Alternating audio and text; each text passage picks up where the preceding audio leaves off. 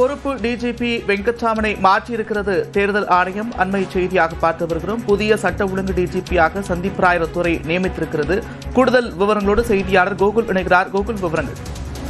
தமிழக டிஜிபியாக சந்தீப் ராய் ரத்தோரை நியமித்து தேர்தல் ஆணையம் உத்தரவு பிறப்பித்திருக்கிறது.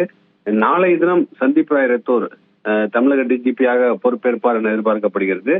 குறிப்பாக பொறுப்பு டிஜிபியாக இருந்த வெங்கட்ராமனை மாற்றி இந்த உத்தரவை இந்திய தேர்தல் ஆணையம் பிறப்பித்திருக்கிறது.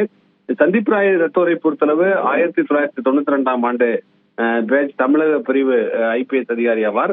இவர் சென்னை மாநகரத்துடைய காவல் ஆணையராக எல்லாம் பணியாற்றி இருக்கக்கூடிய நிலையில தற்பொழுது காவலர் பயிற்சி பள்ளியுடைய இயக்குநராக பணியாற்றி வரக்கூடிய நிலையில் தமிழகத்துடைய புதிய டிஜிபியாக சந்தீப் ராய் ரத்தோரை நியமித்து தேர்தல் ஆணையம் இந்த உத்தரவை பிறப்பித்திருக்கிறது. நாளை காலை 11 மணிக்கு தமிழக டிஜிபியாக சந்தீப் ராய் ரத்தோர் பொறுப்பேற்பார் என எதிர்பார்க்கப்படுகிறது. இதுவரை பொறுப்பு டிஜிபியாக தான் வெங்கட்ராமன் பணியாற்றி வந்த நிலையில தேர்தல் ஆணையத்திடம் எதிர்க்கட்சிகள் தொடர்ந்து பல்வேறு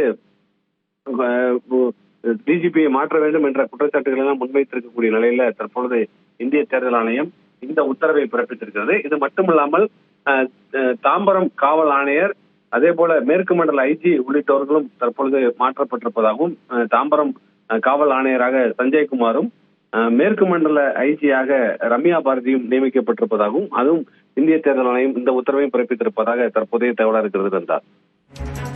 நன்றி கோகுல், விவரங்களுக்கு.